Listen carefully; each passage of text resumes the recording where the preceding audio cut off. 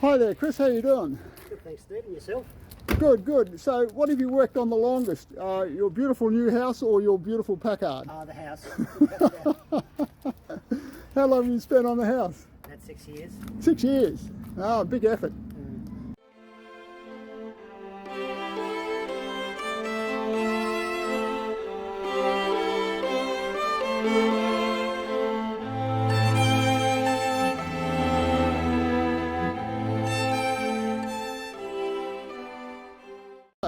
This is your first Packard or your second Packard, or? This is the first Packard I bought about 10 years ago, and it was a good original car, but it had rust issues in the back quarters.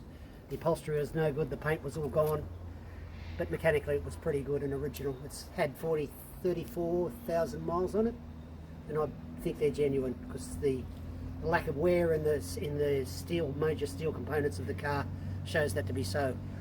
All the rubbers and perishables had to be replaced, but it was a really solid, good car, and it goes like a bird. Ah, so where have you taken it to? I've taken it to Brisbane and Melbourne, Phillip Island, and Renmark and Adelaide.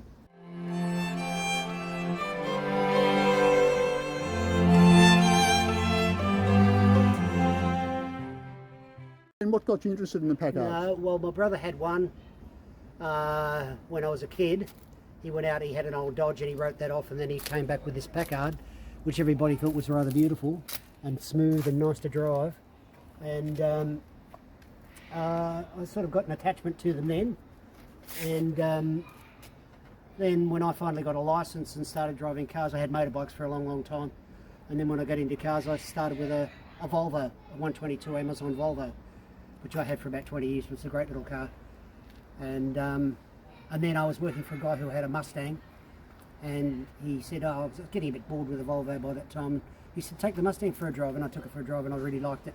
It's comfortable and powerful, and power steering and all the good things you need as you get older. Yeah, that's right, that's right, that's right. And this car too, it's a later model Packard. Yeah. And so easy to drive.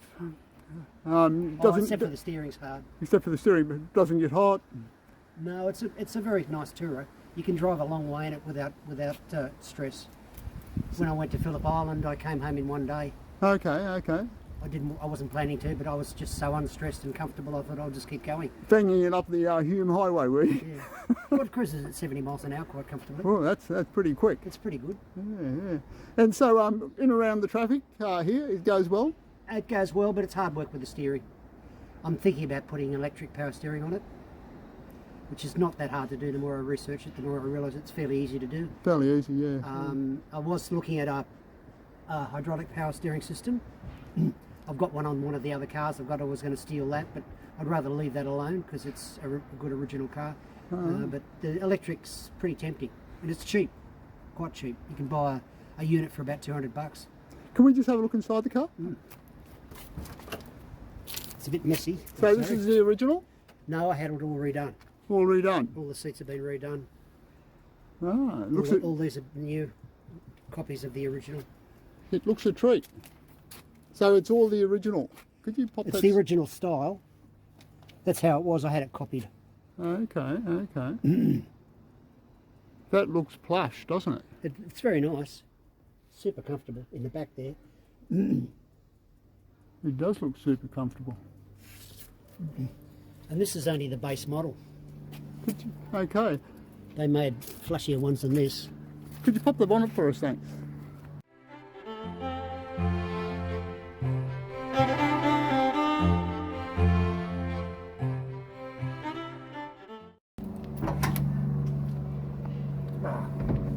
And what's in here? 327 straight 8. Motor's been reconditioned? No, didn't have to touch the motor. Didn't have to touch the motor at all? No, the motor, I didn't even take the head off. All I did was, I did the carby, I did the distributor, I did the starter motor, the radiator, a few other little perishables and bits and pieces, new manifold gasket, that was gone. And I think that was about all I did to the motor. I redid all the brakes. And it still runs like a treat? Oh, it runs beautifully. geez, wonder when my PACA. It's only done 50,000 miles now. 60,000. 50. 50. Okay. And I'm sure that's genuine. Now, you just made a recent trip to America, didn't you? And sort of built a few more bought a few more Packards? Oh, I haven't been to America for a while. Yeah. But I bought this on eBay, just as a spec buy. And On eBay?